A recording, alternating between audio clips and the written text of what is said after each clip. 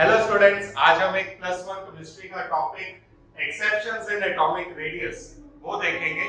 और बहुत important topic है ये कि अगर हम कहें कि इस चैप्टर में जो मेनली सारी चीजें आती हैं वो कहां से आती हैं? एक्सेप्शंस में से, राइट। सो हम वो एक्सेप्शंस देखेंगे। सबसे पहले थोड़ा सा अगर हम ब्रीफ में जाएं, ज्यादा डिटेल नहीं करेंगे कि एटॉमिक रेडियस होता क्या है। सो एटॉमिक रेडियस हम 10th में भी करके आए ये चैप्टर। तो इसमें क्या था, हम कहते हैं कि down the group size increase होता है, along the period size decrease होता है। तो साइज मानते किसको है हम? वहां पे हमने कहा था कि न्यूक्लियस और लास्ट इलेक्ट्रॉन के बीच में, वैलेंस इलेक्ट्रॉन के बीच में जो डिस्टेंस होगा उसको हम बोलेंगे रेडियस। सही भी है ना? बट देन हमारे पास क्वांटम थ्योरी आई।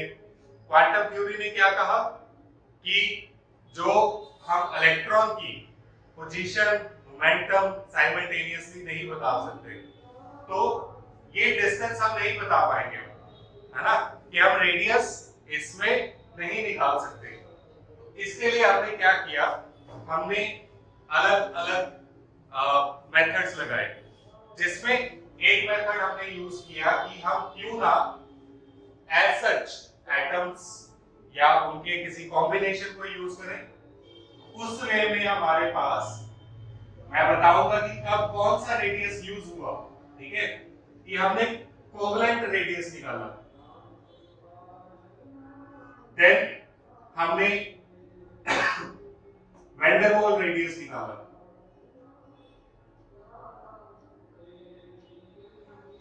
देन मेटेलिक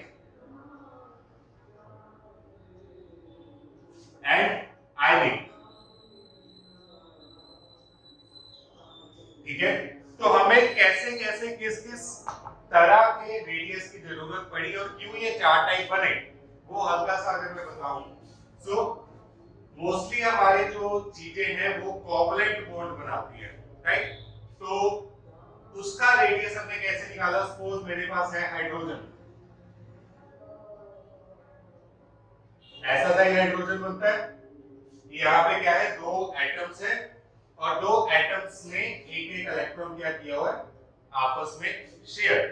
तो हम यहाँ पे क्या करते हैं, इसका न्यूक्लियस उन दोनों के बीच में डिस्टेंस निकाल लेते हैं हम, और रेडियस निकालने के लिए इन दोनों का हाफ, मतलब इस डिस्टेंस का हाफ कर दिया।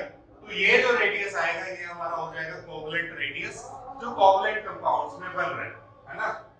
उसके बाद अगर मैं देखूं, ये तो हो गए अगर दोनों की इलेक्ट्रोनेगेटिविटी सेम है, बट माइट बी अगर मेरे पास ये है HCl है,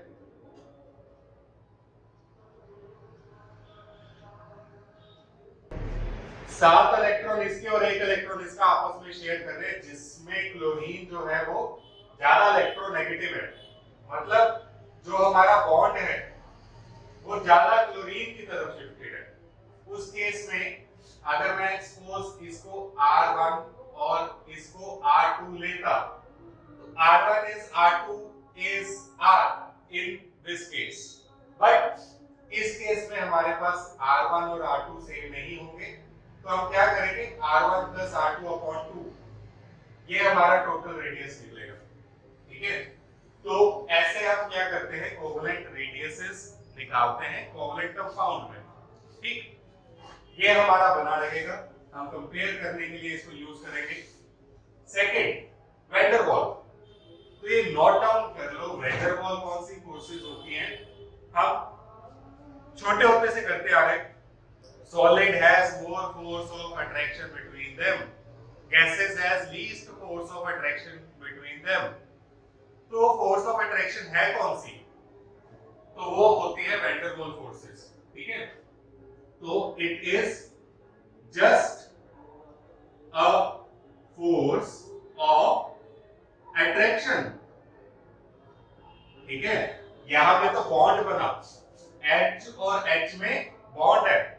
van der Waal is just an attraction bonding is there, so no bonds are there, right? अगर मैं इसको बनाऊं तो सपोज मेरे पास हीलियम है और हीलियम है।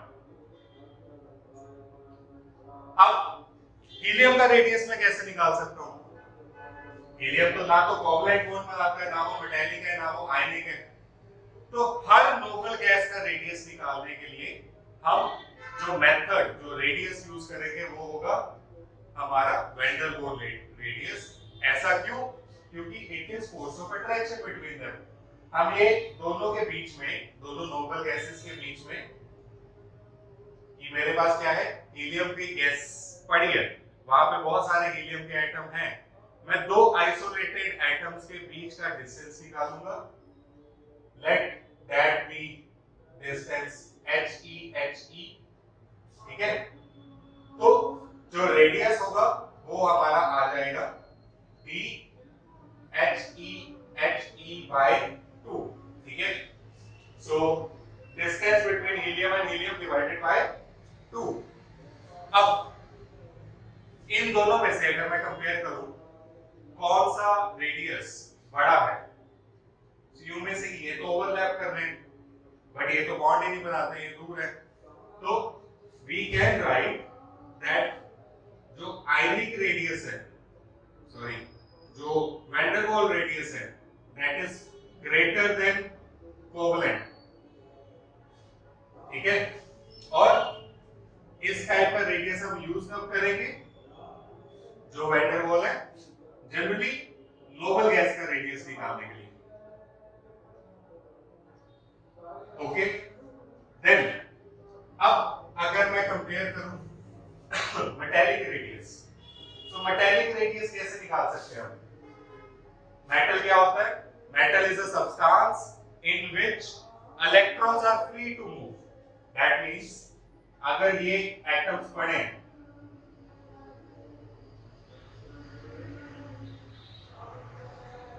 तो यहां पे क्या है, हमारा एक इलेक्ट्रॉन यहां भी जा सकता है, यहां भी जा सकता है, यहां भी जा सकता है, यहां भी जा सकता है। Means the electron is free to move and in language of chemistry I will say कि इलेक्ट्रॉन ने इन सब को कंबाइन करके रखा है। इलेक्ट्रॉन इन सब की वैलेंसी कंप्लीट कर रहा है, ठीक है? सो इलेक्ट्रॉन यहां पे क्या है, फ्री टू मूव है और ऐसे हर जगह इलेक्ट्रॉन्स होंगे। एक ही इलेक्ट्रॉन यहां पे भी इसकी भी वैलेंसी कंप्लीट करने जा सकता है, उसकी भी जा सकता है, they are free to move. And if you will compare covalent और मेटालिक में से किसका रेडियस ज्यादा होगा, तो ये तो सिंपल एटम पड़े हैं, राइट? इसमें ओवरलैपिंग नहीं है, अगेन इसमें ओवरलैपिंग है बट ये तो गैप में है। तो कौन सा सबसे बड़ा होगा? वैन डेर वाल्स सबसे बड़ा होगा, ठीक है? ये चीजें तुम समझोगे तभी आगे कांसेप्ट क्लियर होगा एक्सेप्शन का, इसलिए बतानी जरूरी है ये वाली चीज। तो van der Waals is greater than metallic which is greater than covalent, ठीक है? ऐसे ही आयनिक, दो आयंस के बीच में, फॉर एग्जांपल मेरे पास है सोडियम क्लोरीन, ठीक है? तो सोडियम क्लोराइड है मेरे पास, इसका भी हम क्या करेंगे, दोनों के न्यूक्लियस के बीच का डिस्टेंस निकालेंगे और उसका हाफ कर देंगे, तो वो हमारे पास रेडियस आ जाएगा उसका, राइट? तो but is it actually like this? So I might say एक NaCl का मॉलिक्यूल ऐसा नहीं होता। इसमें क्या होता है, एक Na के साथ 6 अदर क्लोरीन्स भी अटैच्ड है। तो हम उस वे में इसकी कैलकुलेशन करते हैं, ज्यादा डिटेल में नहीं जाएंगे हम। तो बेसिकली तुम्हें ये चीज याद रखनी है, ठीक है? कि सबसे बड़ा रेडियस होगा वैन डेर वाल्स का, फिर मेटालिक का, फिर कोवलेंट का। तो अगर अब मैं एक्सेप्शंस शुरू करूं, फर्स्ट एक्सेप्शन हम 4 करेंगे। फर्स्ट दैट इज द यही van der Waals radius is greatest, ठीक है? मतलब ये नोट कर लेना। मतलब हीलियम का साइज हाइड्रोजन से बड़ा होगा। अगर इससे पहले मैं लिख दूं, वैसे मैं बता चुका हूं, along the period size decrease करता है, down the group size increase करता है। दैट मीन्स हाइड्रोजन से हीलियम का साइज छोटा होना चाहिए, बट वी फाउंड हीलियम का साइज हाइड्रोजन से बड़ा है। ठीक है, ऐसे ही अगर हम और देखें, नेक्स्ट पीरियड देखते हैं। सो नेक्स्ट पीरियड सेज हमारे पास जो लिथियम है उससे बड़ा साइज होगा नियोन का। सो नियोन, फिर लिथियम, फिर बेरिलियम, फिर बोरॉन, अप टू क्लोरीन। ठीक, तो ये एक्सेप्शंस है हमारे पास यहाँ पे कि नियोन का साइज बाकियों से बड़ा है। Region, because van der Waals radius is greater than the covalent या ionic radius. Okay, next second exception. So second exception है डी ब्लॉक में।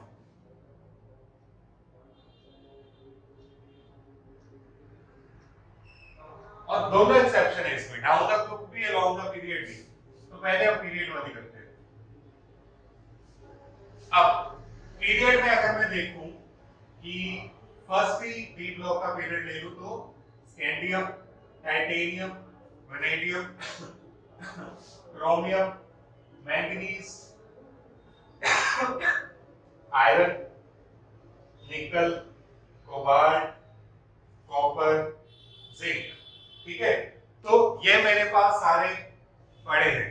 अब इसमें अगर हम कहें होना क्या चाहिए along the period, exception expected result क्या है यहाँ? ठीक है, मेरा एक्सपेक्टेड रिजल्ट है कि ये बड़ा होना चाहिए और ये ऐसा कुछ जाना चाहिए। ठीक है, यही होना चाहिए, ये एक्सपेक्टेड है। मैं चाहे दोबारा लिख देता हूं, दिस इज आवर एक्सपेक्टेड। ठीक है, अब रियलिटी क्या हुई? रियलिटी में हमारे पास आया, अगर मैं सारे दोबारा लिखूं,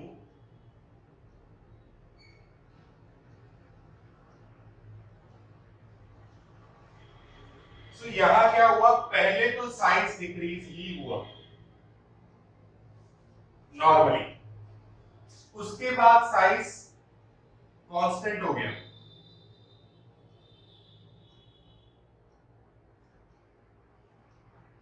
उसके बाद साइज इंक्रीज हो गया। अब तुम सोचोगे ये क्या? ये तो पूरा ही हमारा एक्सपेक्टेड रिजल्ट से रिजल्ट मैच ही नहीं हुआ। दैट डिक्रीज होना चाहिए था, कांस्टेंट हो गया, उसके बाद बढ़ भी गया। वाह, तो यहाँ क्या हुआ इसका डेप्थ सोचते हैं आप। पहले क्या हो रहा है, हमारे पास जो साइज है, size is directly proportional to the nuclear charge. Size is directly proportional to nuclear charge. Nuclear charge क्या होता है कि जितना न्यूक्लियस के पास चार्ज है, और न्यूक्लियस के पास चार्ज कहां से आया? प्रोटॉन से। तो जितना प्रोटॉन के पास, मतलब न्यूक्लियस में प्रोटॉन है, उतना ज्यादा न्यूक्लियर चार्ज है और उतनी ज्यादा अट्रैक्शन होगी। अगर कंपेयर करें हम, सपोज मेरे पास एक न्यूक्लियस है 10 प्रोटॉन वाला, वो ये इलेक्ट्रॉन को खींच रहा है, और एक न्यूक्लियस है मेरे पास 20 प्रोटॉन वाला, वो इस इलेक्ट्रॉन को खींच रहा है। तो किसके पास अट्रैक्शन ज्यादा होगी? ऑब्वियसली 20 प्रोटॉन के पास। ज्यादा अट्रैक्शन है तो साइज छोटा हो जाएगा, राइट? हेंस अगर मैं कहूं यहां पे हो क्या रहा है कि साइज डिक्रीज कर रहा है। क्यों? बिकॉज न्यूक्लियर चार्ज बढ़ रहा है ना? तो यहां पे मैं रीजन लिखूंगा, न्यूक्लियर चार्ज इंक्रीज हो गया इसलिए। फिर यहां क्या हुआ? आप सोचो, हम डी ब्लॉक में फिलिंग कर रहे हैं, पहला फिल हुआ, दूसरा फिल हुआ, तीसरा फिल हुआ, चौथा फिल जब होगा, 3 इलेक्ट्रॉन फिल हो चुके हैं, एक और इलेक्ट्रॉन आएगा, 1 2 3 फिल हो चुके हैं, चौथा इलेक्ट्रॉन आ रहा है। अब क्या होगा, ये तीनों उसको रिपेल करेंगे, ठीक है। एक अगर मेरे पास रूम में 5 या 10 बंदों की बैठने की जगह है, बिल्कुल 10 बंदे बैठ सकते हैं टाइटली, टाइटली हमें तो बिल्कुल प्रॉपर स्पेस देंगे। सो 3 बंदे आए, आराम से बैठे, चौथा बंदा आया, टेंशन बढ़ गई भाई, होगी नहीं होगी, हाँ टेंशन हो गई कि ये तो भाई जगह कम हो जाएगी, उसको थोड़ा अवॉइड कर रहे हैं, तो ऊपर वाले रूम पे चले जा, तो वहां चले जा, है ना। तो जब चौथा इलेक्ट्रॉन आएगा तो रिपल्शन स्टार्ट हो जाएगी, ठीक, इलेक्ट्रॉन इलेक्ट्रॉन रिपल्शन स्टार्ट होगी, 5वां आएगा और रिपल्शन, 6वां आएगा और रिपल्शन, एंड हेंस या पहले 5वां देखते, 5वां आया, एक एक फिल हो गया अभी तक, ठीक है। 6th इलेक्ट्रॉन आया, पेयरिंग शुरू हो गई, और ज्यादा रिपल्शन, ये इलेक्ट्रॉन इसको रिपेल कर रहा है, और ज्यादा रिपल्शन, है ना। तो यहाँ 2 फैक्टर इंक्लूड हो रहे हैं। एक तो हमने लिख लिया कि साइज बढ़ रहा है, क्यों, साइज कम हो रहा है, क्यों, न्यूक्लियर चार्ज बढ़ रहा है, बट यहाँ पे न्यूक्लियर चार्ज तो बढ़ ही रहा है, मतलब साइज कम होना चाहिए, बट इलेक्ट्रॉन इलेक्ट्रॉन रिपल्शन वो भी इंक्रीज हो रही है, और इन दोनों के कलेक्टिव रिजल्ट के कारण जो साइज है वो कांस्टेंट होगा, ठीक है। ध्यान से समझो इसको, नोट्स बना लो, वहां पे लिख देना कि न्यूक्लियर चार्ज डायरेक्टली प्रोपोर्शनल है साइज के, तो जैसे जैसे साइज बढ़ेगा वैसे न्यूक्लियर चार्ज बढ़ेगा, वैसे वैसे साइज कम हो जाएगा, राइट। तो यहां तक तो क्या हुआ, चलो साइज कांस्टेंट था, तो यहां आते आते क्या हुआ, जो इलेक्ट्रॉन इलेक्ट्रॉन रिपल्शन है वो बहुत ज्यादा हो गई, ठीक है, साइज बहुत ज्यादा हो गया इनका रिलेटिव टू द अदर, क्योंकि रिपल्शन ज्यादा हो गई, ठीक है। तो केमिस्ट्री बेसिकली इन्हीं कांसेप्ट्स का नेम है, ठीक। एक्सेप्शन क्यों आते हैं, जब हम उसका बेसिक समझेंगे तो हमें पता लगेगा कि एक्सेप्शन है यहाँ पे, ठीक है। वो पीरियोडिक टेबल ऐसे बनाया गया, ये एटम ऐसे नहीं बनाए गए, ठीक। चलो, सो ये सेकंड एक्सेप्शन हमारा हुआ। सेकंड एक्सेप्शन में क्या था कि डी लॉग के अलोंग का पीरियड साइज डिक्रीज नहीं होता, क्या होता है, डिक्रीज होता है, कांस्टेंट होता है, बढ़ जाता है, राइट, डाउन द ग्रुप। अब हम डी लॉग ही करेंगे बट डाउन द ग्रुप।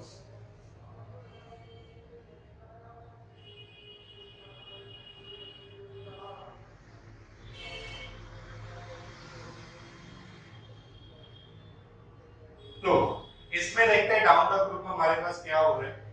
अगर मैं फर्स्ट जो हमारा ग्रुप 3 है वो लिखूं, स्कैंडियम, उसके बाद हमारा स्कैंडियम के बाद आता है ये टर्बियम, ये टर्बियम के बाद लैंथेनम, देन एक्टिनम, ठीक है।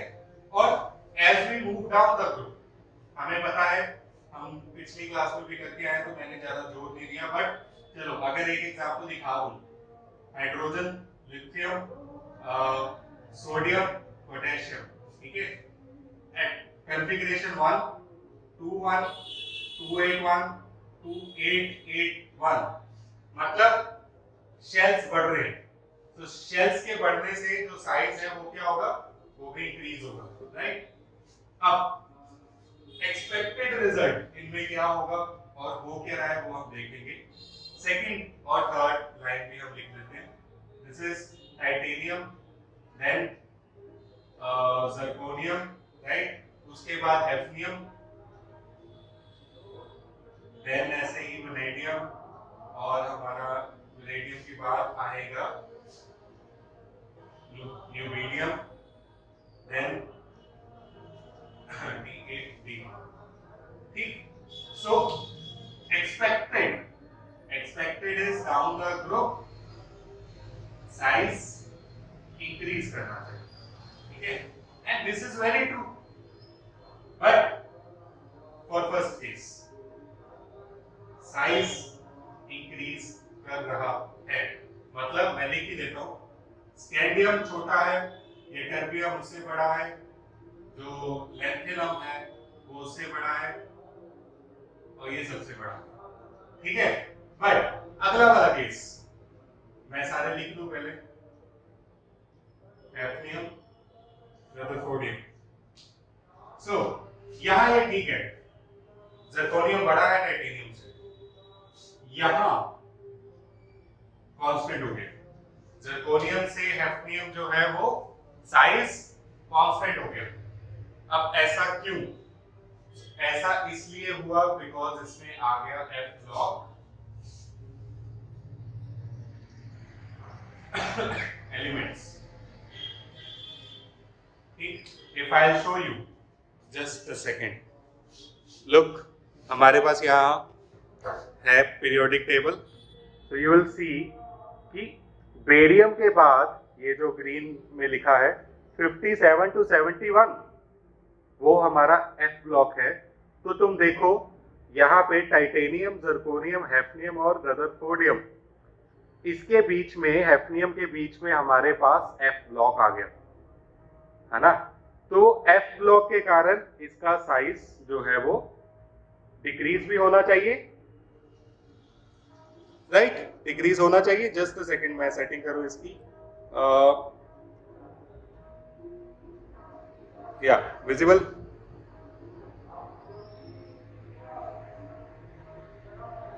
चलो। तो यहां मैं देखूं, हम क्या कहते हैं, लॉग का पीरियड साइज कम होता है भाई, मतलब बेरियम, उसके बाद 14 एफ ब्लॉक के एलिमेंट, उसके बाद हैफ्नियम। तो बेरियम के बाद 14 एलिमेंट आए, साइज कम नहीं होगा? होगा, बिल्कुल होगा। चाहे जर्कोनियम से हैफ्नियम में आया, शेल बड़ा है, साइज बढ़ना चाहिए, बट उसके बीच में 14 एलिमेंट एक्स्ट्रा आ गए, साइज डिक्रीज भी होना चाहिए। मतलब हमारा साइज बढ़ भी रहा है, कम भी हो रहा है, और इन दोनों का जो इफेक्ट आया वो आया अप्रॉक्सीमेटली सेम साइज। यहाँ पे भी अगर मैं देख लूं तो इन दोनों का साइज जो होगा वो अप्रॉक्सीमेटली सेम होगा। अब ऐसा होता क्यों है? एक चीज तो हमने देख लिया, लॉन्ग द पीरियड जा रहे हैं तो साइज क्या होगा? छोटा होगा। और इसको बोलते क्या है? इस टर्म को याद रखो, बहुत इंपॉर्टेंट टर्म है। इस टर्म को बोलते हैं लैंथेनॉइड कॉन्ट्रैक्शन। ठीक है, ये लैंथेनॉइड के बाद क्या हुई? कॉन्ट्रैक्शन हुई, साइज छोटा हो। बट एक चीज याद रखो, ये आगे जाके वैसे हम करेंगे ही, बट स्टिल लैंथेनॉइड कॉन्ट्रैक्शन में हम क्या एक्सप्लेनेशन देते हैं कि जो हमारा एफ ब्लॉक एलिमेंट है यहाँ, ठीक है, ये जो एफ ब्लॉक एलिमेंट है इसकी शील्डिंग इफेक्ट बहुत पुअर होता है।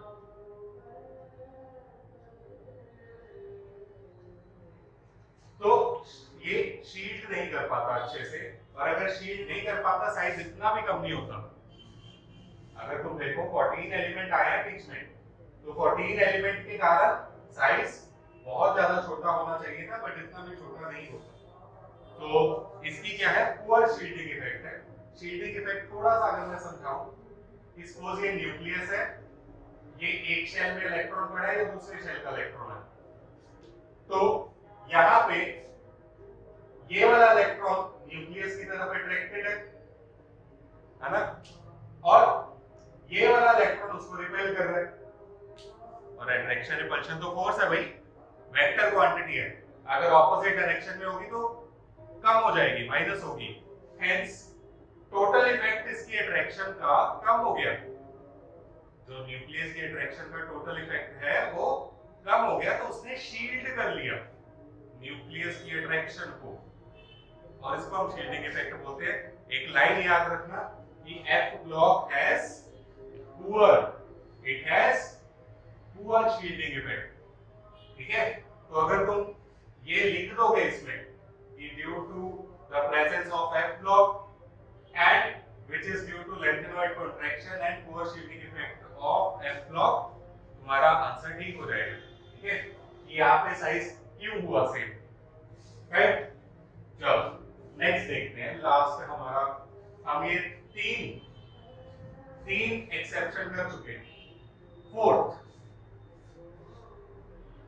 अगर मैं तुम्हें क्वेश्चन दूं कि O2 नेगेटिव, O नेगेटिव और O, इनमें से किसका साइज मैक्सिमम है या किसका साइज बड़ा है, so what you will say? हमें कैसे पता है? तो तीनों ही ऑक्सीजन।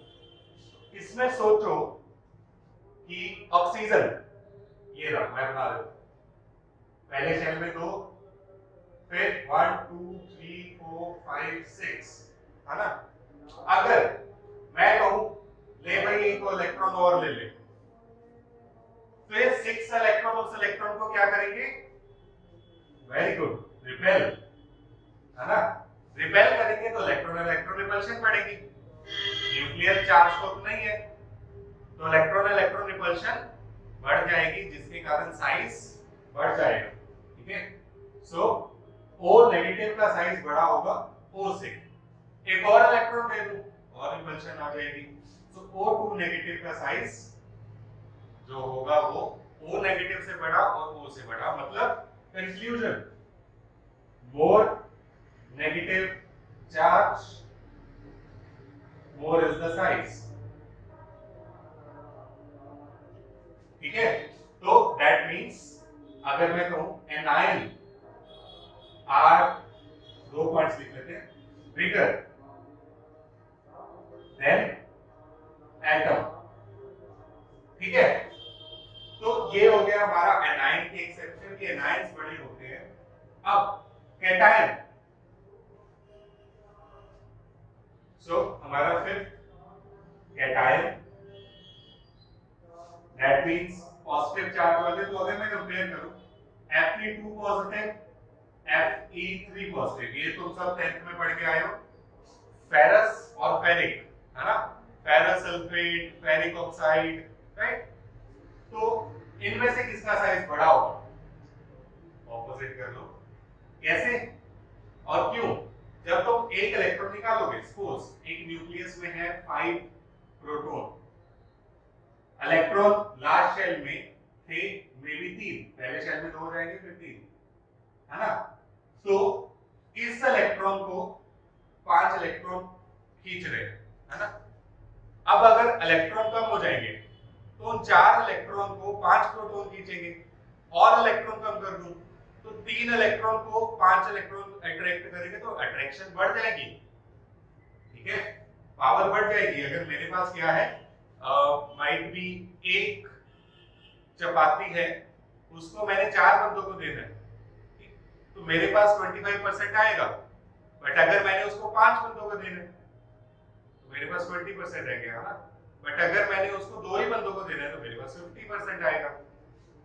तो अगर बंदे कम हो रहे, मेरे पास ज्यादा चपाती आ रही है ना? सो हेंस जितना साइज उसका या जितने हमारे इलेक्ट्रॉन कम हो जाएंगे उतनी अट्रैक्शन बढ़ेगी, उतना साइज कम हो जाएगा। मतलब cation has less size than atom. तो अगर मैं जनरली कंपेयर करूं कि माइट बी सोडियम और सोडियम पॉजिटिव में से कौन सा बड़ा है, तो सोडियम बड़ा है। ठीक, ऐसे जितना ज्यादा पॉजिटिव होगा उतना साइज छोटा हो जाएगा। मतलब यहाँ Fe2 पॉजिटिव बड़ा है, so more positive charge, more is the less is the size. ठीक है, तो यहाँ पे क्या हुआ, न्यूक्लियर अट्रैक्शन बढ़ गई। इन दोनों में कंपेयर करो तो ये आ जाएगा हमारा कि जितना पॉजिटिव चार्ज ज्यादा होगा उतना साइज छोटा। अब लास्ट, एनायन बड़ा होता है एटम से, जो कि बड़ा होता है कैटायन से। तो ये हमारा कंक्लूजन है यहाँ पे। ठीक है, ये कंक्लूजन याद रखो, तुम्हारा कंपैरिजन यहीं से हो जाएगा, राइट? सो आज के लिए इतना ही। आई होप तुम्हारे सारे कंसेप्ट्स, सारी एक्सेप्शंस क्लियर हो गई है। And for more videos like this, do subscribe the channel. Thank you.